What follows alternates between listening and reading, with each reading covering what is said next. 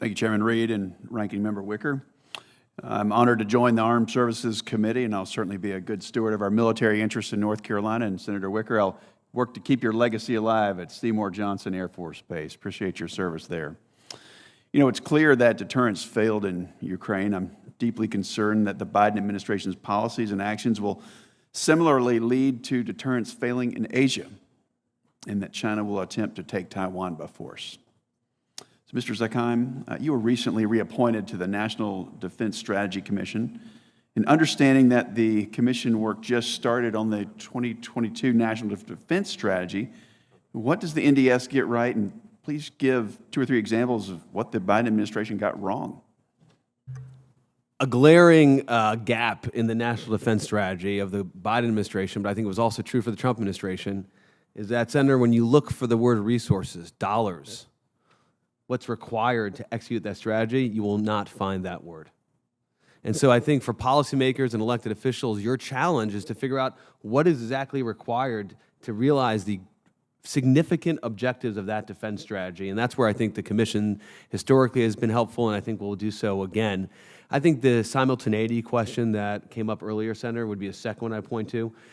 It's quite different than 2017, where we didn't see as clearly and you didn't have as much evidence of this Russia-China axis. It's live, it's real, and we need to think through that. And nuclear weapons cannot be the only answer, nor can some kind of vague reference to allies. It needs to have meaning. AUKUS is a good step, but that should be one of many examples, which right now we don't have. Thank you.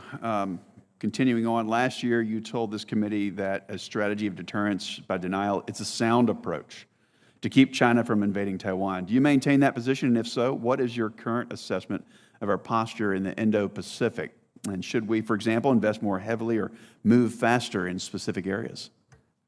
Yeah, I do think the denial approach, deterrence by denial, is still sound, although, as mentioned earlier in this hearing, some of those key elements, particularly undersea warfare capability, fast boat submarines, are just not being produced at a clip that will realize that the deterrence by denial. I think this committee and this administration and previous administration has done a good job investing in some of the capabilities, missiles, anti-ship missiles, long-range precision munitions are key for that fight. That was less apparent, or we hadn't addressed that sufficiently the last go-around. So I think those would be the 2 areas where we need to emphasize really that are critical to accomplishing the deterrence by denial strategy. Last point on that, Senator, I would also say that we have to continue to focus on balancing.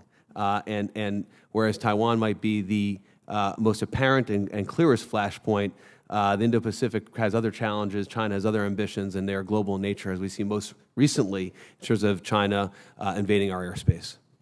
So, Mr. Zakheim, much has been made about potential timelines for a Chinese invasion of Taiwan, but predicting when might make war seem inevitable, or an invasion seem inevitable.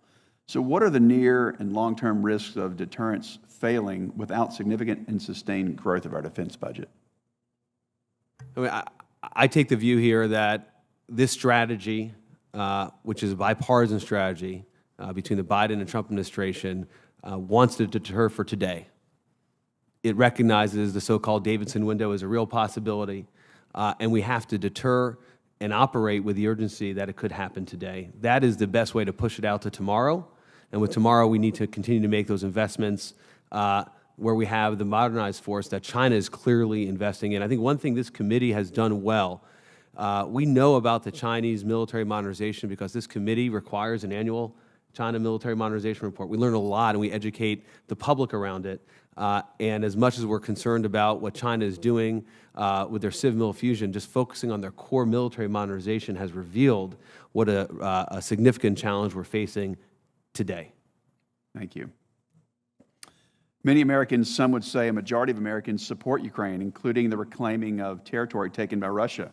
A growing number of Americans, however, are rightly concerned in the U.S. that the U.S. is providing too much aid, particularly in comparison to our European allies. So in my limited time, Dr. Hill, given that the U.S. is no longer resourced to fight 2 major wars simultaneously, we must consider real trade-offs between continuing to arm Ukraine or being ready to deter, or if necessary, defeat a Chinese invasion of Taiwan. Where and how should the United States encourage our European allies to step up so we can free up resources to focus on the priority theater in the Indo-Pacific?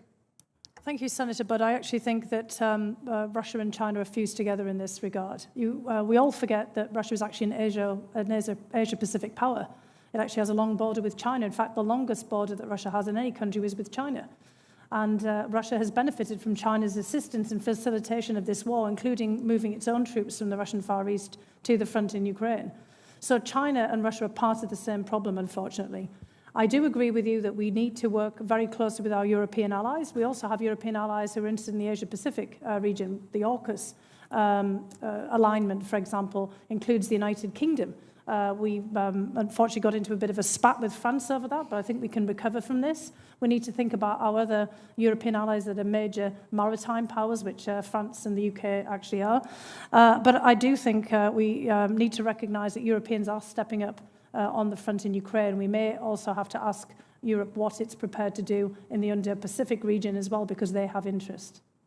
Very good. Thank you. My time's expired.